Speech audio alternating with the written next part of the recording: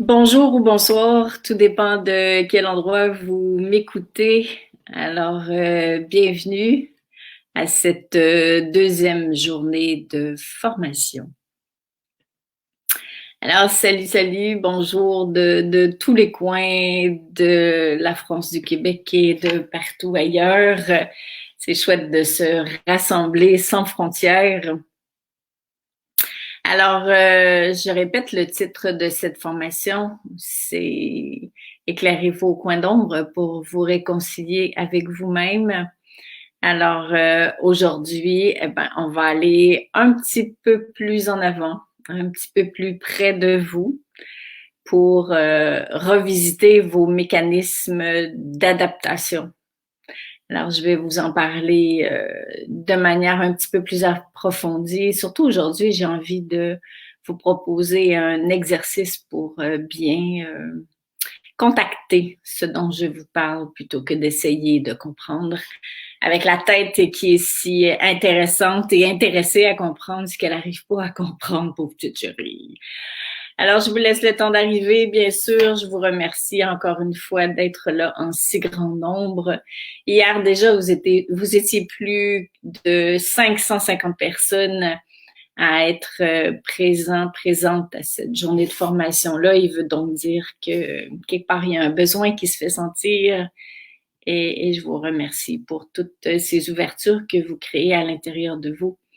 Et évidemment, qui vont rayonner à l'extérieur de vous. Donc, oui, moi aussi contente d'être là. Marianne, tu dis mignon ce petit cœur. Oui, en effet, c'est des petits cœurs et vous les voyez pas tous, mais que j'ai installé, évidemment. Vous n'êtes pas surpris. En guise de rappel de l'essentiel, j'en mets des petits rappels un petit peu partout dans ma maison. Alors, hyper chouette. C'est cool. Elle est pas belle la vie, non. Malgré tout, on arrive à se retrouver. Encore plus qu'avant, n'est-ce pas? Donc, bah oui, écrivez-moi des petits mots, dites-moi d'où vous venez, de quel endroit. Évidemment, c'est chouette pour tout le monde de pouvoir vous lire.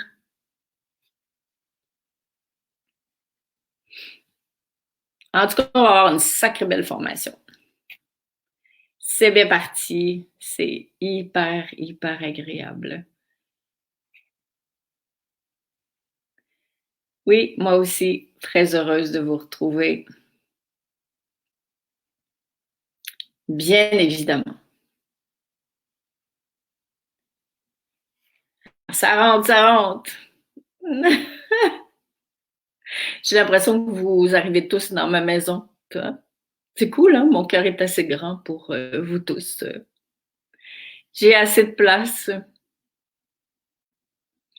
dans mon cœur pour vous tous et toutes. Donc, Bruxelles, la France, Bruxelles, le Québec. Je sais qu'il y a des gens qui viennent d'ailleurs aussi dans notre beau monde. Lyon, la Beauce, une de mes régions favorites au Québec. Merci pour cette grande et belle générosité. Ça me fait vraiment plaisir. Vous savez que quand on donne par le cœur, ça nous revient, hein. C'est un échange qui est immédiat. C'est vraiment ce que j'appellerais de la pure connexion, quoi. Bon, Marie-Alice, je savais bien qu'il y avait du monde qui venait d'ailleurs, comme de la Martinique. Salut ma belle. Alsace, contente d'être là moi aussi. Beauce, ma place natale. Ouais, c'est très chouette. Paris, La Roche-sur-Yon, Sherbrooke, la Vendée. Eh ben oui, bienvenue à Mont-Saint-Hilaire au Québec.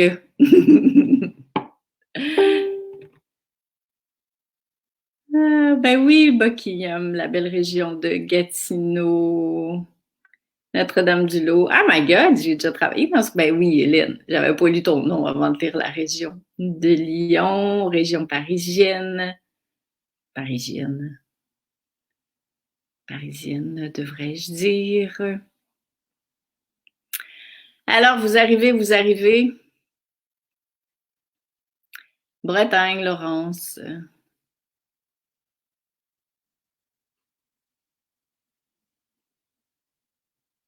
Donc, on commence, hein? 15h05, c'est l'heure. Sinon, si vous en avez manqué un bout, ceux et celles qui arriveront après, vous pourrez nous réécouter, bien sûr, comme d'habitude. Donc, comme je le disais, aujourd'hui, le thème numéro 2, après avoir parlé hier de ce que je n'aime pas de moi avec tout ce que ça comporte, aujourd'hui, ce que je vous propose, c'est je vous invite à revisiter vos mécanismes d'adaptation. J'en ai parlé un peu hier, je vais y aller plus en profondeur aujourd'hui et surtout sous un angle un petit peu différent. Évidemment, l'idée, c'est d'approfondir ce qu'on a vu ensemble. Ce que je voudrais dire dans un premier temps, c'est que tout ce dont je vous parle dans cette mini-formation, ça m'a été inspiré par une enseignante américaine qui est décédée depuis quelques années maintenant, que j'aimais beaucoup, qui s'appelle Debbie Ford. C'est une femme qui a démarré beaucoup de programmes, qui a écrit des livres, et toute cette facette de coin d'ombre, c'est vraiment d'elle que j'en ai entendu parler la première fois sous cet angle spirituel, sous cet angle de retour à soi, en soi. Et je la remercie de là où elle est aujourd'hui parce qu'elle m'a inspiré cette mini-formation que je vous propose à mon tour et avec un petit peu mes couleurs, bien sûr, ça va de soi. Donc, qu'est-ce qu'on entend par mécanisme d'adaptation? La définition, je vous dirais, la plus simple qui m'est venue au fil du temps, c'est que j'essaie, quand je suis petite principalement, de m'adapter à ce que mon cœur ne comprend pas. C'est-à-dire que chaque fois que mon cœur profond, ma nature qui est amour, qui est parfaite, est heurtée pendant mon enfance, comprend pas quelque chose. Et là, évidemment, c'est la tête qui essaye de faire des liens quand mon cœur est un petit peu heurté. Et c'est là qu'on met en place ce qu'on appelle, entre autres, des mécanismes d'adaptation. Peu importe comment on l'appelle, c'est ce terme-là que j'ai choisi aujourd'hui. Donc, un mécanisme d'adaptation, et je reviens un petit peu sur ce que j'ai dit hier, c'est ce que j'ai mis en place pour me protéger, pour faciliter ma vie, pour m'adapter avec ma famille, avec le monde, avec les institutions sociales, avec ce à quoi on s'attend de moi. Donc, c'est vraiment tout ça que j'ai mis en place. Et c'est devenu, au fil du temps, des masques que j'ai fini par porter sans même m'en rendre compte. C'est devenu aussi des mécanismes de protection, des mécanismes de défense pour pouvoir, entre guillemets, survivre. C'est-à-dire m'adapter au monde et essayer de faire avec ce qui se passe pour maintenir cet équilibre entre ce que mon cœur sait profondément, cette intelligence du cœur que je porte et cette apparente contradiction avec le monde qui m'entoure. C'est un petit peu comme si dans notre cœur, il y avait un point d'interrogation.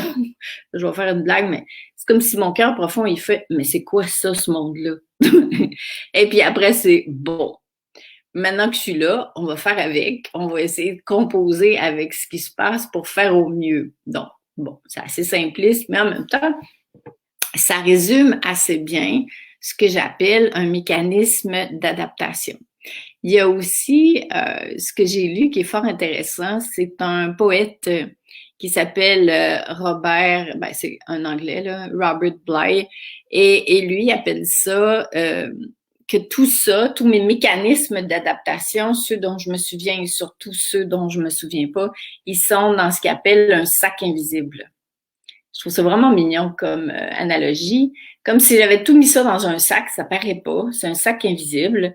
Donc, j'y ai mis plein de choses pour composer, pour m'adapter, pour me protéger, pour faciliter ma vie.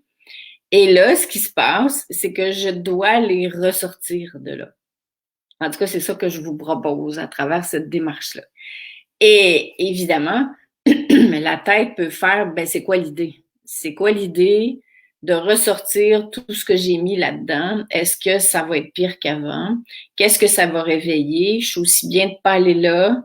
Bon, vous pourrez réécouter ceux et celles qui s'en souviennent pas, ce dont j'ai parlé hier, tout ce qui était en dessous du tapis. Finalement, on veut pas aller là et on pense que en cheminant spirituellement, ben, on va quelque part se sauver de ça, ces peurs de soi qu'on est allé mettre dissimulées sous le tapis pour pouvoir faire au mieux avec ce qui était là. Et ce qui arrive, c'est que à force de mettre des affaires dans mon sac invisible, ben, j'ai fini par oublier qui je suis véritablement. Et ça, c'est un des points super importants. J'ai fini par mettre dissimulé au fond de ce sac-là ce que j'étais d'unique, ce que j'étais appelée à transmettre, à réaliser, à incarner, parce que j'ai cru et parce qu'on m'a laissé croire que c'était pas acceptable, que c'était pas beau, que c'était pas assez sérieux, que c'était trop créatif, etc., etc. Donc, ça, c'est vraiment intéressant de quand on se dit pourquoi j'irais vider ce sac invisible-là. C'est parce que justement, en dessous se trouve ce que nous sommes d'unique. En fait, j'irais même plus loin que ça. Je dirais qu'en dessous se trouve ce que vous cherchez dehors. Et c'est en dessous de ça. Alors, et je me rappelle à la blague, souvent en stage avec les gens, tu vois, on se disait, eh oh, on a passé genre 30-40 ans à créer des mécanismes d'adaptation, puis là, toi, Asselin, tu vas nous dire qu'il faut les lâcher, il faut mieux les regarder pour les éclairer, pour les transformer. Ben, c'est ça la vie. Et il n'y a pas d'erreur, on n'a pas fait de faute, c'est pas la faute de personne. En fait, c'est carrément ça qu'on est venu expérimenter sur Terre. Pourquoi? Parce que on pourrait pas rencontrer le beau si on n'avait pas connu le moins beau. On la connaîtrait pas, la différence. On pourrait pas rencontrer, toucher à ce qu'est vraiment l'amour si on faisait pas l'expérience de l'inverse, c'est-à-dire la haine. On pourrait pas connaître ce que c'est le courage si on n'avait jamais eu peur dans sa vie. Donc, quelque part, notre monde, c'est ça qu'on est venu expérimenter, quoi, est fait de ça. Et c'est la raison pour laquelle tout ça a eu et a encore une certaine raison d'être, ce qu'on a appelé ensemble, ce que j'ai appelé les zones d'ombre. Mais maintenant, parce que ça a eu sa raison d'être, parce que ça nous a permis d'avancer, parce que ça nous a permis de saisir ces deux opposés-là pour choisir le milieu, parce que c'est ça l'objectif. C'est pas de se rebeller contre le pas beau, et c'est pas d'aspirer à n'avoir que du beau et ne jamais rencontrer l'inconfort, c'est de trouver le milieu là-dedans. Et dans le milieu, il y a qui, il y a quoi, il y a nous. Il y a justement ce qu'on est de plus beau. Il y a ce qu'on a renié. Il y a ce qui est en dessous de tout ce qu'on a mis par-dessus, ce sac invisible. Alors ça, même si on essaie d'analyser, même si on essaie de comprendre, même si on essaie de trouver c'est la faute de qui, puis pourquoi on me dit ça, puis si on m'avait pas dit tel genre de commentaire, moi, je serais pas là aujourd'hui, puis gna gna gna, ben finalement, c'est des trucs qui servent à rien. En fait, nos parts d'ombre, ce qu'on a mis, ce qu'on a caché dans notre sac invisible, aujourd'hui, c'est devenu ça qui nous met en échec. C'est-à-dire que les élans occasionnels ou fréquents qui viennent en moi et qui disent « je vaux rien », puis ça paraît pas, hein. Ça peut se dire chez quelqu'un qui a l'air très confiant quand elle se couche le soir. Ça peut être des petites voix qui remontent en période de doute. Donc, je vaux rien. Je sers à rien. Je mérite pas vraiment qu'on m'aime tel que je suis. De toute façon, peu importe les efforts que je fais, on m'aime pas plus qu'on m'aimait avant. J'ai un problème. Je suis un problème, quasiment. Parce que j'ai essayé plein de choses, puis ça marche pas. Donc, ça, ces phrases-là, entre autres, il y en a plein d'autres, mais entre autres qu'on se prononce, elles émanent directement de nos parts d'ombre, qui appellent à être éclairées. Et ce sont ces portes-là qu'on a fermées à l'intérieur de nous, qu'on a pensé être en mesure de nous protéger de la vie, de ce petit cœur qui s'est demandé pourquoi ça m'arrive. Donc, je vais mettre quelque chose en place pour me protéger. Et pensant me protéger, j'ai fini par emmurer, emprisonner ce que j'étais de magnifique, ce que j'étais de parfait, ce que je suis d'unique. C'est encore là. Donc, l'idée de réouvrir ces portes-là, c'est pas que tout ce que j'ai peur de revenir va me sauter d'en face, puis que là, tout à coup, je vais être pire qu'avant. Ça n'a rien à voir avec ça. C'est pas une thérapie, là. On s'en va pas là. On n'essaye pas de trouver un coupable, on n'essaye pas de trouver d'explication. On n'est pas du tout dans cette direction-là. C'est simplement de dire que ce que j'ai fait de mon mieux pour cacher certaines parts de moi, pour survivre, pour être aimé, pour convenir, ben le temps est venu aujourd'hui, plus que jamais, de réouvrir ces portes-là, d'éclairer ces parts-là, parce que j'en ai parlé hier, ce sont ces parts-là qui sont partie prenante de ma couleur, de ce que je suis venue manifester sur Terre. Tu sais, il y a plein de monde qui réalise aujourd'hui, surtout en période de confinement, qu'on fait peut-être pas un travail qu'on aime, qu'on a écouté, par exemple, un parent ou qu'on s'est laissé happer par certaines choses, on s'est laissé convaincre, on s'est même convaincu soi-même, quoi, qu'on serait mieux de faire telle affaire. Et que là, tout à coup, en se retrouvant face à soi, puis en réouvrant ces portes-là, il y a peut-être des parts de soi qui appellent à s'exprimer, qui appellent à rayonner, qui appellent à être partagées autour de soi. C'est ça aussi le nouveau monde qu'on est en train de créer soi-même. Donc là, pour pas que ce soit trop intellectualisé comme proposition, j'ai envie de vous faire faire un petit exercice, c'est-à-dire une visualisation qui va donner tout son sens à mes propos. En tout cas, je l'espère.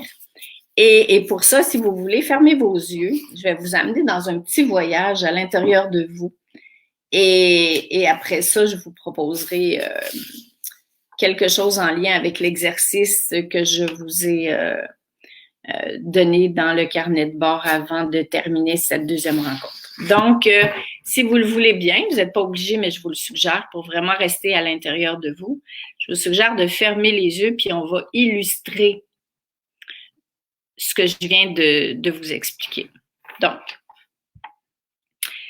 les yeux fermés, vous imaginez que vous êtes dans un château. Dans un château avec des longs corridors et plusieurs pièces. Chaque pièce est parfaite. Je répète, chaque pièce est parfaite. Et dans chaque pièce se trouve un cadeau spécial, particulier. Chacune des pièces représente un aspect différent de vous-même et fait partie intégrante de l'ensemble parfait que constitue votre château. Enfant, vous exploriez chaque recoin de votre domaine sans éprouver aucune honte, ni poser aucun jugement à votre endroit. Sans aucune peur, vous entrepreniez la fouille de chaque pièce à la recherche de ses trésors et de ses mystères. Vous adoptiez affectueusement chaque pièce, que ce fût une simple remise, une chambre, une salle de bain ou même une cave, un sous-sol. Chaque pièce était unique en soi et votre château était rempli de lumière, d'amour et de merveille. Et un jour, des personnes sont venues chez vous, sont entrées en vous, dans votre château, pour vous dire qu'une de vos pièces n'était pas parfaite et que sûrement elle ne faisait pas partie de l'ensemble.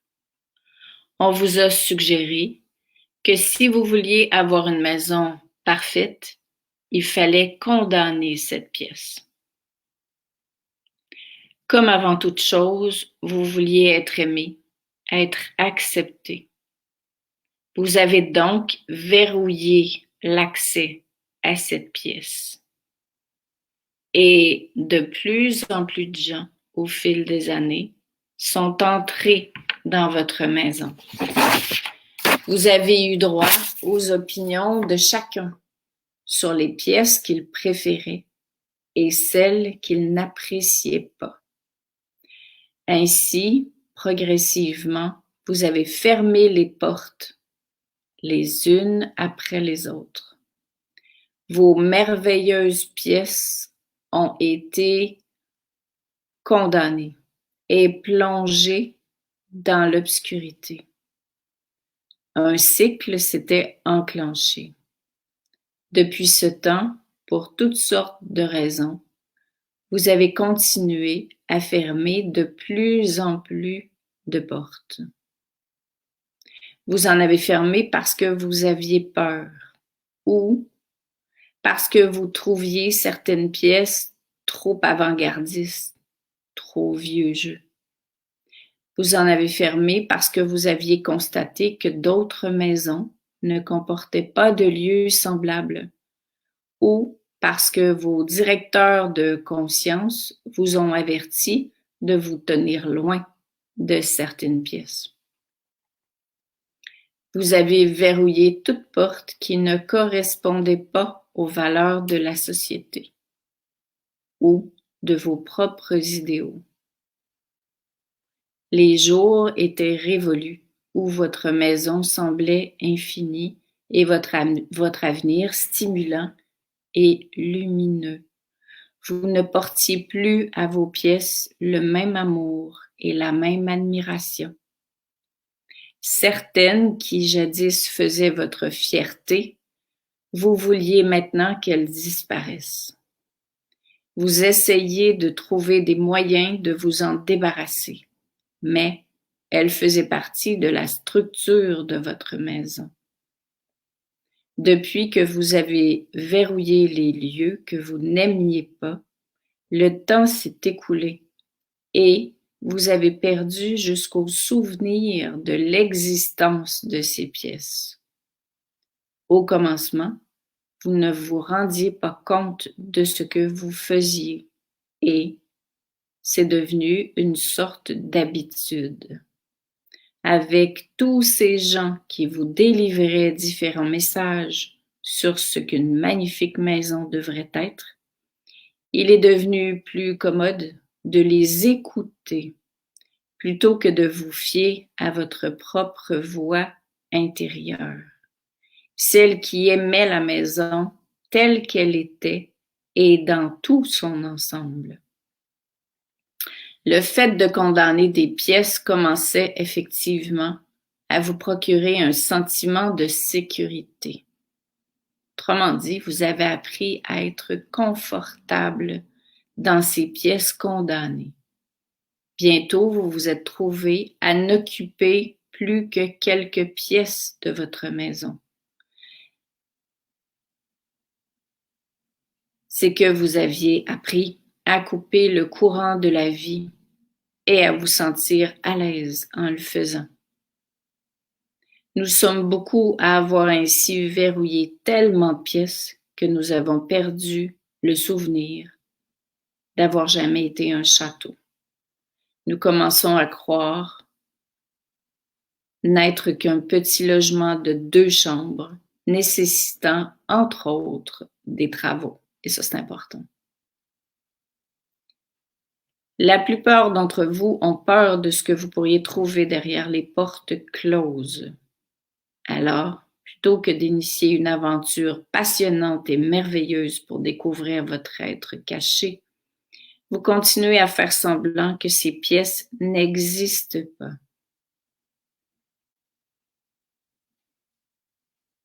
Pourquoi on a fait ça?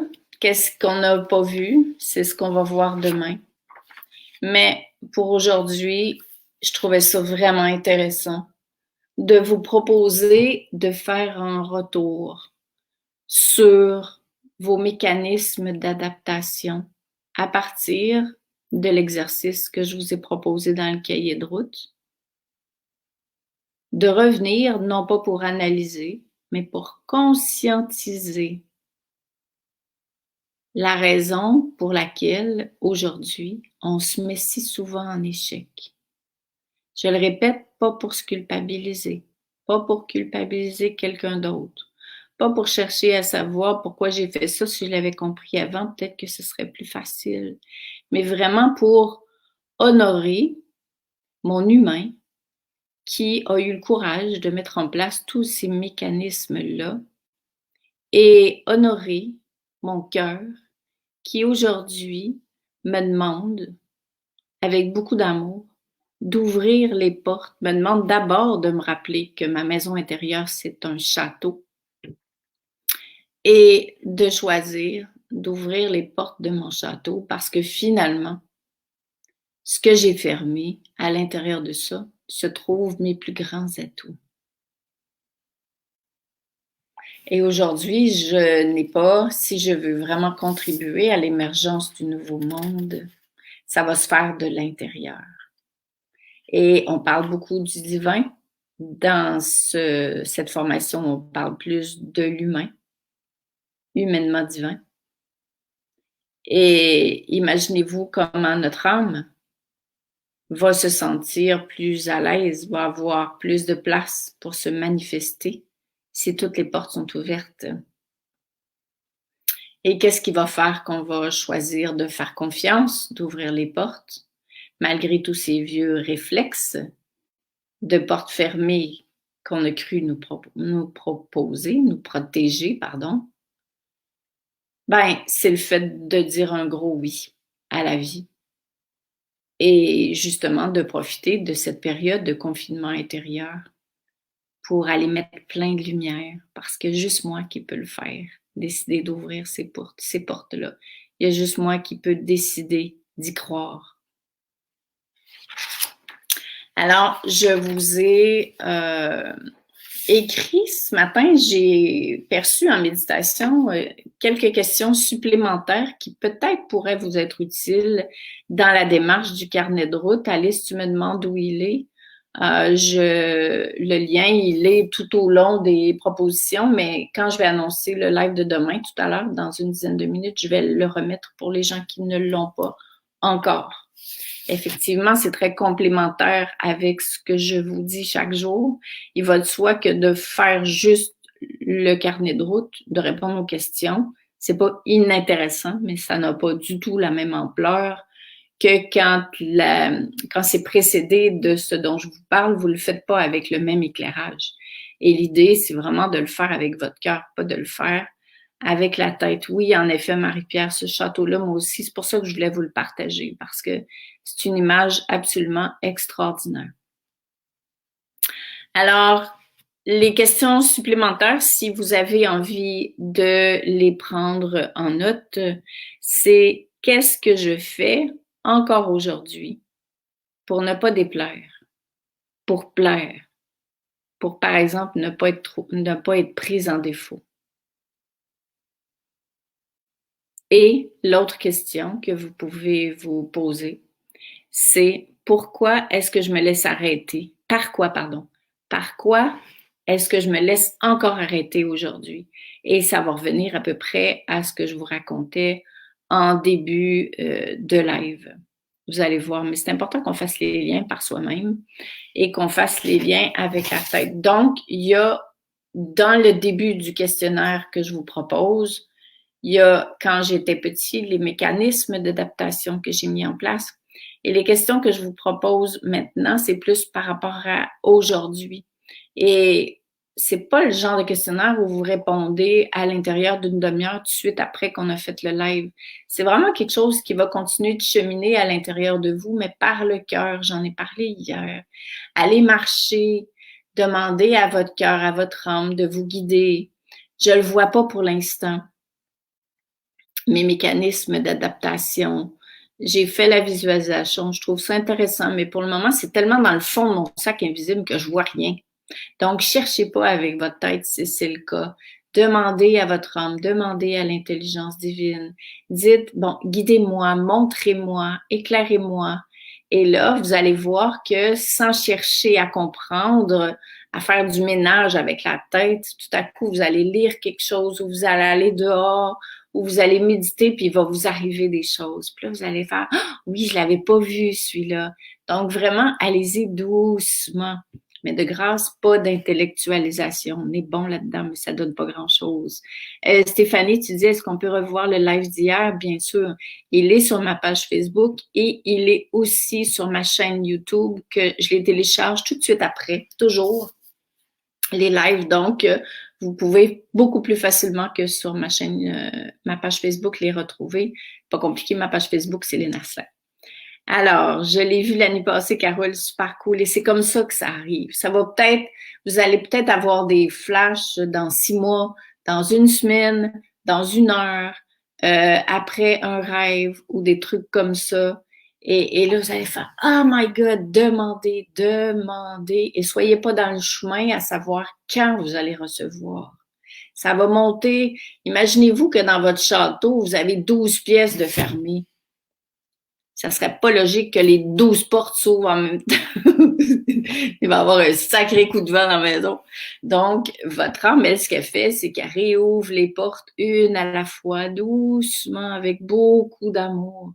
Et quand la porte se réouvre, là, il y a une prise de conscience, ou il y a un flash, où il y a Oh my God, ben oui. C'est pour ça que les questions complémentaires d'aujourd'hui, ça peut vous aider aussi à faire des liens. Par quoi je me laisse encore arrêter aujourd'hui? Hein? Mais ça peut être, pour vous donner un exemple, parce que les autres vont dire, j'ai encore peur de ce que les autres vont dire. C'est encore mon cas. Hein? Je vous dirais peut-être à 10% maintenant, là. Mais avant, c'était genre à 80% parce que j'ai carrément été cette porte-là, là. Ben, non seulement qu'elle était fermée, mais je pense que j'étais enfermée en dedans, moi aussi. Alors, quand c'est programmé, programmé, programmé, alors celle-là, elle s'ouvre tout doucement. Donc, est-ce que écrire ce qu'on va ressentir ou voir, c'est une bonne chose? Si tu le sens, Sonia, c'est parce que c'est une bonne chose. C'est important d'écouter son élan, ses élans intérieurs. Est-ce important de faire en ordre de jour? Je dirais que c'est mieux. C'est mieux. Parce que c'est une démarche évolutive. Comme un jeu de piste, oui, en effet. Alors, c'était ma proposition du jour. Donc, j'ai le qui pique. Et demain, je vais revenir avec une autre proposition. Et je vais plus vous parler de qu'est-ce que j'ai pas vu. Qu'est-ce que j'ai peut-être pas encore vu. Qu'est-ce qu'on voulait pas que je voie tout de suite. Et ça faisait toute partie de l'expérience. Donc, voilà. Alors, gros câlin, comme d'habitude. Je vous aime fort et puis on se retrouve demain. Même heure, même poste. Bisous. Bye.